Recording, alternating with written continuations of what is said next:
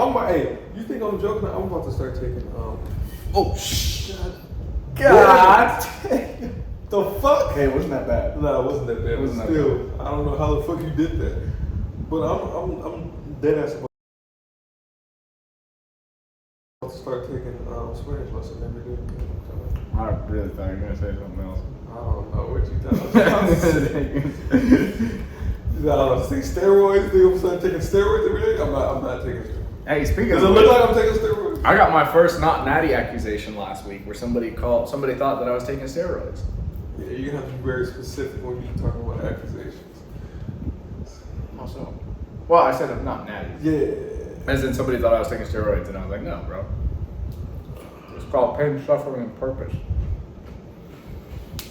But anyways, welcome back to the AM Club podcast. This is another installment of Jose shoving snacks down his fucking throat while Austin goes on phenomenal dialogues, because that is how we operate. Exactly, that's what we do.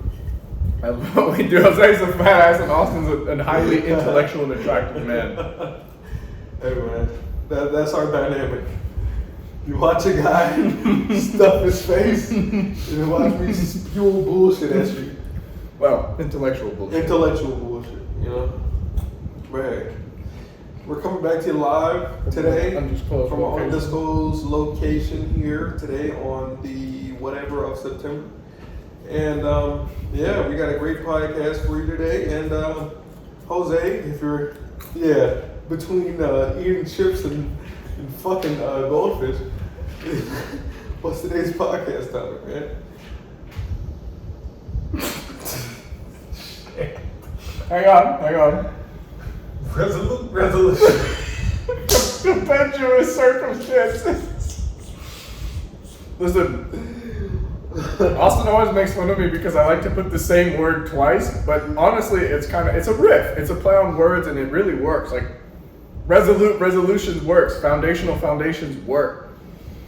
Fuck, I don't know what else I've come up with, but it works, okay? And y'all understand it, which is the most important thing, because it's about y'all. It's not about us, because we are focused on the success of others. Correct. Now, on today's podcast, this is a topic that we got from the Modern Wisdom podcast. Shout out to Chris Williamson and Alex Harmozy. It was the most recent episode. I forgot the number, but go check out the Modern Wisdom podcast, one of the best podcasts that exists. If you ever get to meet Chris Williamson, he is an awesome man. If you ever get to meet Alex Harmozy, I'm jealous. He's also an awesome man. Now, if you ever get to meet us, you're lucky. Blessed. Because we're probably not going to be out just mingling with people. We got business deals to do. We got people to meet. We got cigars to smoke. Cigars to smoke. We got Lambos to drive, you know? We have clothes to get tailored. Exactly. We got, hey, I was about to say something else. We're not going to let you know. Hey, we're not going to let you know right now. We got 1, 2, 3 things coming. 3 things are already operating. Big things. Big things. As Drake would say, you know? You don't know it.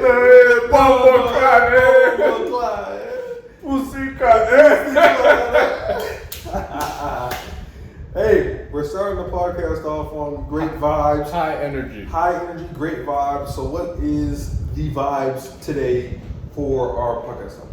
So, in life, you need to choose your regrets. Now, Austin, could you enlighten our esteemed listeners on perhaps a dialogue that might suit such a statement? Gotcha. And we talked about this a little bit last podcast where I talked about, hey, you know, you could leave yourself wondering on how things would be if you would go up and talk to the girl, or if you would just postpone it and keep prolonging it and whatnot and setting it aside and then somebody else takes your girl, all that stuff. I do remember that. That was funny. You know, exactly. I mean, we've all been there, so. And that is a regret that you would have to live with. So, ask yourself this. When it comes to anything in life, right? Are you okay with regretting not doing it, or acknowledging that you did do it and it didn't work? Personally, you never know if the shot is going to go in, if the basketball is going to go in the hoop, until you shoot it. However, you can shoot that shot and then miss. But at the end of the day, you're not the P word because you shot it. You can shoot the shot and you make it, right? Then you're the man because you shot the shot and you made it. However, in clutch times with 3 seconds left, right? Instead of shooting the ball, you could hold on to it because you're so scared and you're so just terrified of what it could mean if you shot this ball and you missed and the shot clock runs out. And you didn't even shoot the ball, but you still lost. You still lost if you shot the ball or not. Or if you didn't shoot the ball. Because you didn't even give yourself the opportunity to shoot it, to see if it would even go in. Now people are gonna look at you like you're crazy. Now you're gonna look at yourself like you're crazy, and then you're like, man, why didn't I shoot? I regret not doing it.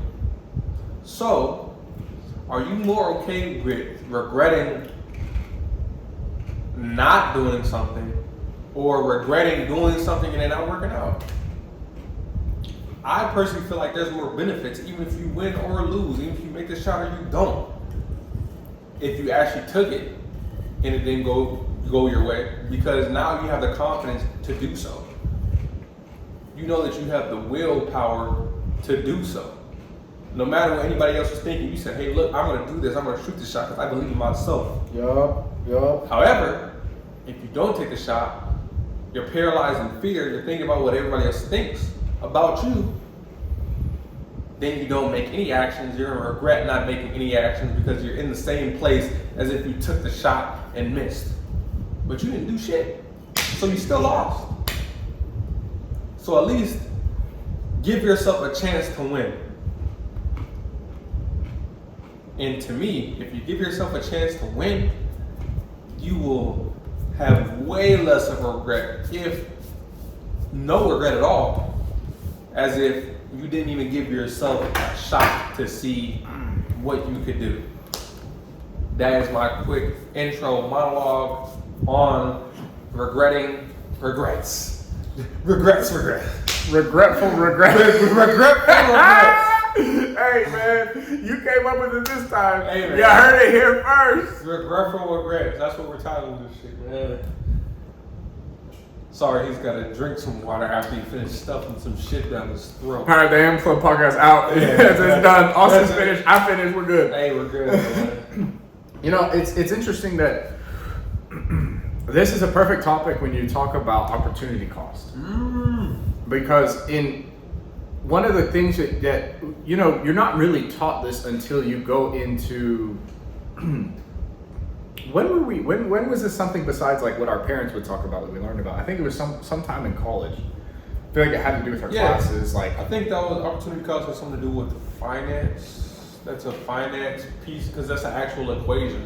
We learned it in was it accounting or was it economics? It was economics. Yeah, right? I think it was economics in high school. So like, imagine that you don't learn about this until you're 15, 16. You don't learn about the economy of time and the fact that you can't accomplish two things at the same time, because it comes into opportunity cost, where it comes in, if you put your money here, you can't put your money here.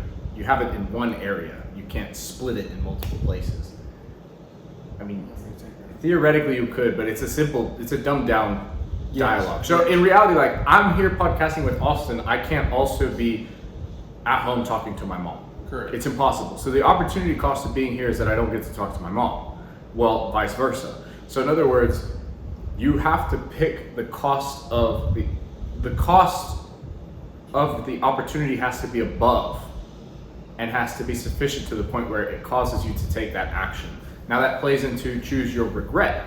In Austin's scenario, would you rather regret having taken the shot and missed, as opposed to never having taken the shot at all and looking like a fucking bitch? Because at the end of the day, shooters shoot. Mm-hmm. It doesn't matter. You will at least try, and you're better off trying and giving it your all and saying there is nothing else I could have given, which is what Alex Hormozy says, as opposed to saying, oh, I could have given more. I could have prepared better. This is very, what's the word? You know? Off of recent life Oh, you're referring to me? I'm just saying it applies. But you practice what you preach, and you preach what you practice. Are we talking in the past or in the present? I'm just talking about in general.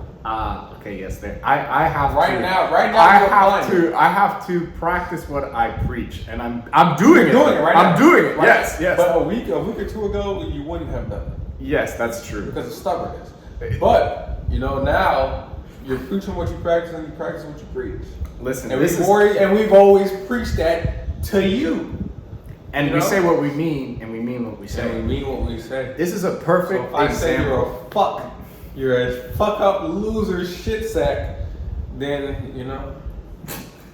But I didn't say that. I'm just saying if I said that. Listen, I was going to say, before you went on that tangent, right now calling them fucks, which, hey, if you're a fuck, I'm not saying that. I'm just saying if I did say that, I meant it, but I didn't say it. I'm not saying what I'm saying, but I'm saying what I'm saying. You know Correct. what I'm saying? And I'm not saying what I'm not saying. And it is what it is. And it ain't what it ain't. That's it. I'm over. Oh man. Hey, talk about fundamental foundations and what else? Regretful regrets. But this is a perfect example of when we tell you you can't be a lone wolf. We're bringing it way back, man. This is like what episode somewhere in between like 10 and it might be the lone wolf doesn't survive. This is a perfect example. So I'm not gonna give y'all details, but basically I'm a stubborn motherfucker. And to a degree that works to my advantage because I don't budge. When I'm doing something, I'm doing it and I will not move. However, if my understanding in my head is correct, I'm so stubborn to the point that nobody can convince me otherwise, and then unless they give me an astoundingly logical argument that completely shelves what my preconception was. Which is hard to do because he starts his argument in logic. It's based on logic, so. And sometimes my logic isn't even based on logic. Sometimes it's emotional, but the point is, to me, it's logical. Yeah. I'm good enough at bullshitting to the point where my emotion sounds like logic. But the point is, it took Austin essentially 3 weeks to break through my logic to the point where now I understand that I made very bad decisions and took very bad actions in a very particular circumstance where now I'm like, okay, I'm up shit creek without a paddle. And like I always say, listen, if you're fucked, you gotta say, how do I get unfucked? And I know Austin doesn't like hearing that. Bedros Koulian says it, so I can say it. I understand. But the point is, I didn't know I was fucked. And then Austin, after 3 weeks, he finally convinced me, yes. And now I realize, yeah, I'm fucked. So now I'm in the process of unfucking myself. And as you can tell, it's not a fucking pleasant journey. But you know what? No great man who is competent, has stories, and is capable of anything has never not been through suffering. Period. So I take it with poise, elegance, and grace, my friends. But all that to say, you need to have brothers. A great brother like my brother Austin, like my brother from another mother, because they will tell you when you're a fucking dumbass and when you're a piece of shit, which is pretty much, yeah, that summarizes me. So. Hey, to be honest, my perspective on life, I think we're all pieces of shit. It's just how you fucking polish it. But anyway, I think, that's way above, some people that might have flew over your head. But or you might have stepped on it. Yeah, you might have stepped on it. No pun intended. You got shit on your shoes. But anyway, to go back on what Jose was talking about, right? You might experience something, right? That initially to you was a great idea. Then you realize, oh fuck, I regret doing that. And even when he tried to consciously subdue this thing, that regret kept tagging along. It was a monkey on his back. It was just right here on his shoulder, fucking talking to him the whole time, saying, well, what about this? Oh, but you did this. Oh, blah, blah, blah, blah, blah. All that stuff. So, I say that to say that regrets aren't something that's easy to just, just step on, throw in the trash, and just leave it there. It's not. It's something that's going to carry and be with you for the rest of your life. Because when you hear older people, I don't know if you've ever seen those videos of older people talking about things that they wish they could have done. It's always talking about things, that they regretted not doing. Yeah, they never regret what they did. They regret what they did not do. Exactly. So when you get to that stage, and right now, if you're listening to this podcast, I'm assuming you're relatively young and whatnot. You're not probably 80 or some shit like that. But if you are, shout out you. You know. Thank you for tuning in to the podcast, even though you might not be able to tune in much longer. We enjoyed your presence while it lasted. Yes, it was bountiful. Even if it's short. Now, not mine, yours. But relax, man. Yeah, but pause just in case there needs to be a pause. But anyway. When you get to that age, I know we're probably young right now, and it's like we're old, bro. I'm just saying for people who are watching, you probably lived a fourth of our lives. Oh, yeah. Let's just say a fourth, close to a third, or something like that. And you might not be thinking about this right now. However, life happens fast. It happens very fast. So fast, in fact, that those regrets can pile up exponentially to the point to where once you get to fucking 50. You might have a shit ton of regrets saying, damn, I wish I would have bought that Harley. I wish I would have talked to that girl. I wish I wouldn't have gone to that bar. I wish I would have yada, yada, yada. I wish I would have tried to apply for that job. I wish I would have, all that stuff. Those regrets compound exponentially. So, living your life knowing that there was another route that you wish that you would have chosen instead of you chose the pussy route, it stays with you. It's in your mind, it's in your ears, on your shoulder, it's on your back. The stress literally affects your physical body. So if you don't take this shit seriously and say, hey look, I'm not going to live my life with regrets. Like, yeah, I know you might have seen that movie, No Regrets, where that guy had a tattoo and he spelled regrets wrong, he spelled it with an A. But no, like, funny shit, seriously, why do you want to have regrets? Because I promise you, every time we went out and there was a girl that I wanted to talk to and I didn't, I'm probably told him later that night, I was like, damn, I should have talked to her. Hey, we wrong, man. Y'all don't know. That's what I'm saying. Like, we really, like, we're in the field together, man. We're out here, you know, trying to work out and work out near the women and all that stuff. And we would see one and be like, hey, Austin, you should go talk to her. Hey, Jose, you should go talk to her. And it's like, you would come up with every excuse in the book, right? And then you don't. Then you leave. And y'all may have exchanged eye contact. The glances, you know, like something like glances. Exactly. She might glance at you, and that's her inadvertent way of saying, "Hey, look, come talk to me, you fucking puss." And you said, "I'll put it off." Then you get back home, and it's like, "Damn, should have said something. I should have said something." Who knows? That could have been your girlfriend, could have been your wife. You never know. 3 kids down the line. Exactly. Now that's another regret. Then you regret something else. You regret not saying something to your coworker at work. You regret not taking the trash out. Now your house smells like it just compounds. So if you take everything seriously and say, hey, look, is this something that I am okay with living without, and assess that, more often than not, you're probably gonna say, I don't know. I probably do want to try and at least see if this person likes me, at least see if this opportunity is for me, at least see if I can go in here and people will like me, you know? However, if you live the other way and say, I think I'm okay with living that way and missing out on some things, I promise you, you fast forward a little bit, the older you, the newer you is gonna look back at the older you like you're a fucking idiot. I wish I would have did that. But most of the time, once the opportunity passes, it's passed. You can't get it back. Yeah. So you have to think about life like that. It's interesting. I'm gonna have to pull another point from Alex Hormozy, because what Austin said is when you're on your deathbed and you look back, you're gonna regret the things you didn't do versus the things that you did. Now, Alex always talks about how you have to reduce the activation threshold for any action. And the way he does that is he immediately goes to death, because death is the fatal diagnostic that nobody can escape, and it's also the greatest motivator. Because if you're saying, okay, I don't want to go talk to this business owner. Why? Because I'm afraid of the possibility that I get rejected. But here's the thing, you could die never having succeeded because you never had the guts, the balls, or the tenacity to talk to a single business owner, or particularly that one business owner that really could have taken you to the next level in business, or that one connection, or that one network, or that one woman that you meet.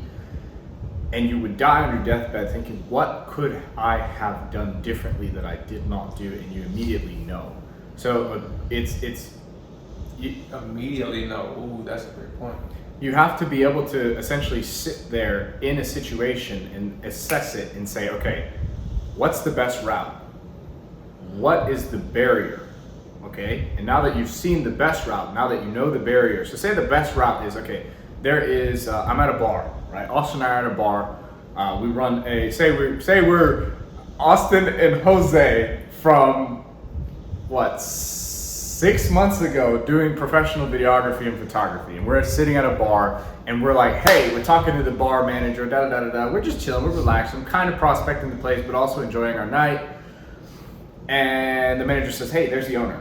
Okay, now assessing the situation, the best course of action is objectively to talk to the bar owner, because there's a potential that we can work with them, or that we can at least get some mutual benefit from a partnership. Now, what's the barrier? Oh, well, we don't want to get rejected.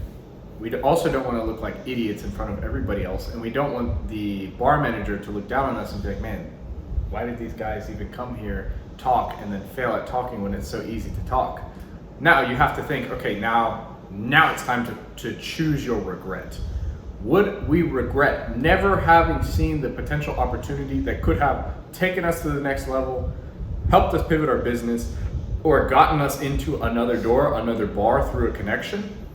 Or would we rather regret getting turned down and looking like idiots? Which in reality is not even a regret. It's just a matter of fact. And at that point, if you can't make a decision, then you need to go, okay, I could die and never succeed because this lead could be the lead that I need to succeed. If death was at my doorstep, which it could very well be, you never know. Our lives are only borrowed, they're not guaranteed. So you could say, listen, if I die tomorrow, would I prefer to go out in a glorious flame where I shot an awesome gig for this amazing bar, and we made it onto XYZ platforms with X amount of engagement, and we were able to get them this amount of business, and they say, man, Austin and Jose were fucking amazing. Sure, they died the day after, but look at the legacy that they left behind from that one little conversation. It could really be that big. You really don't know. So you have to sit there and, yeah, I like to take things to the extreme, but in reality, you kind of have to take things to extreme to actually understand them, because if you're very stubborn and you're also a person who's very conscientious, then you're likely going to choose the path of least resistance, while you have to find a way to take the path of most resistance within reason.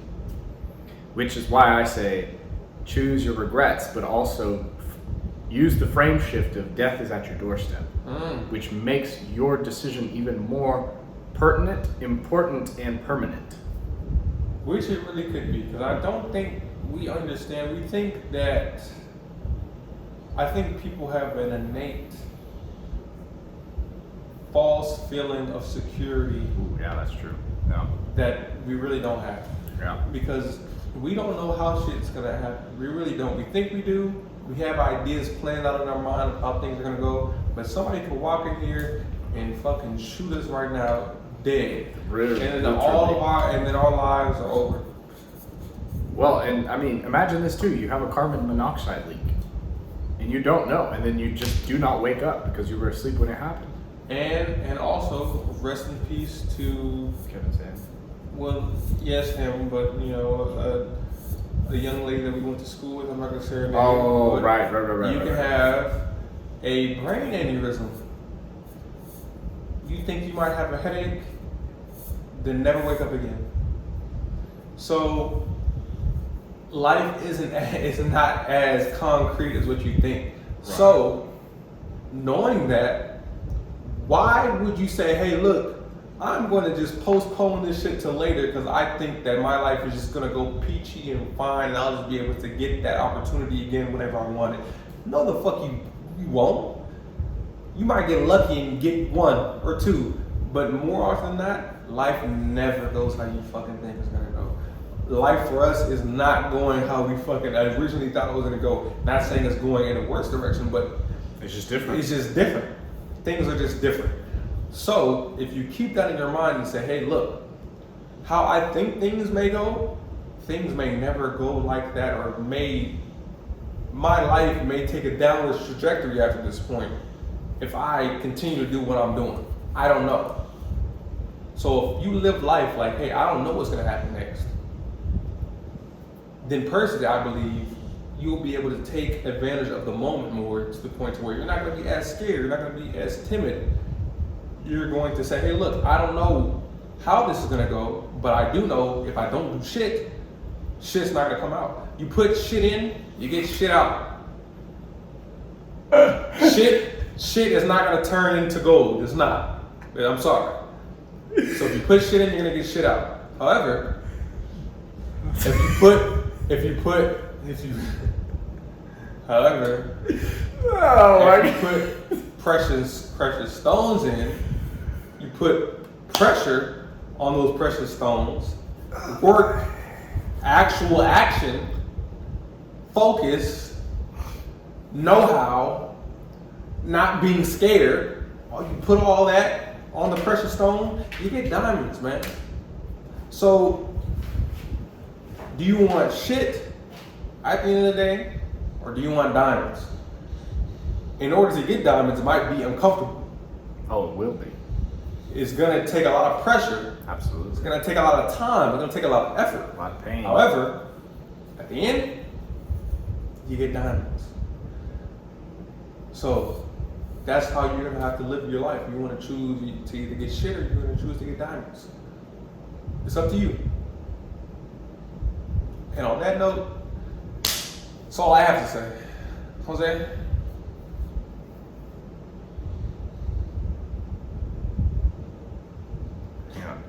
Hang on. He's about to go on a monologue and call you guys loser assholes and bum fucks. Oh man, is this gonna turn into a rant? Now you make me want to make it into a rant. Is that what you're motivating? Hey, do what you do, man. Okay, let me see. Let me see if I can recall the name of this podcast. It's Choose Your Regrets. Oh man, how do I want to take this? I'm looking at a box that I gave Austin when we first got into recreational cigar smoking. It's a Nicaraguan brand of cigars called Cuban Rejects. And it's a play on Cuban cigars in an attempt to say, hey, they weren't good enough Cuban cigars, so they're rejects. Riffing, because we like to riff a little bit here and there. We're riffers. Do you want to be a reject in life? Or do you want to be a rejecter? Do you want to be a small power forward who gets blocked, or do you want to be the Kembe Mutombo who does the blocking? And what I'm saying here is there are certain positions in life that you can occupy based on your acumen and your prowess. And that requires taking action where others cannot.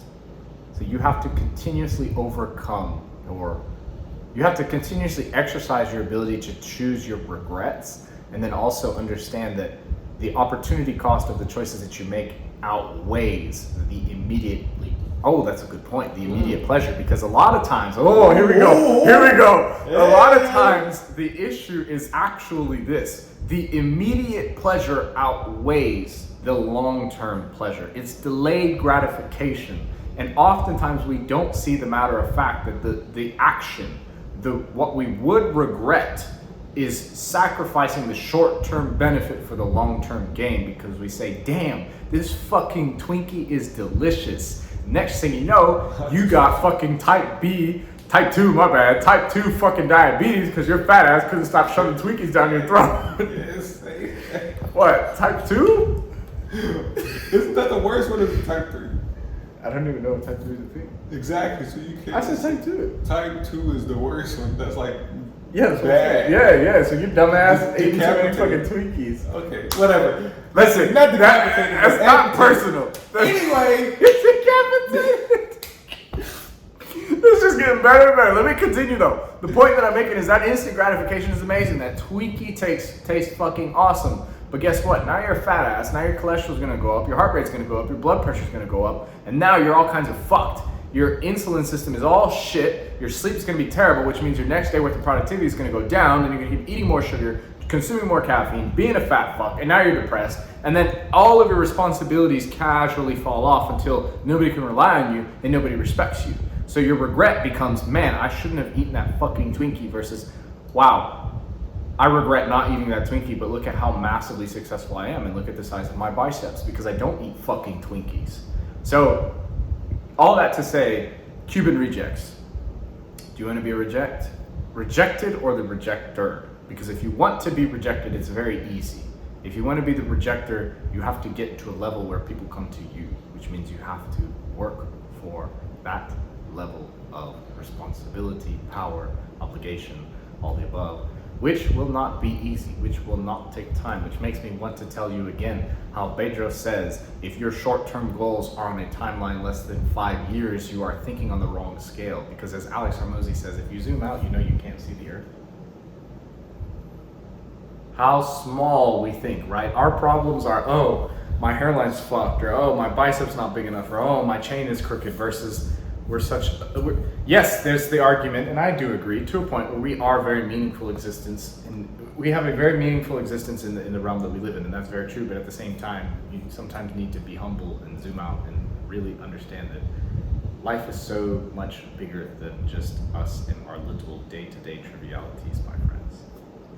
All that to say, choose your regrets. hey.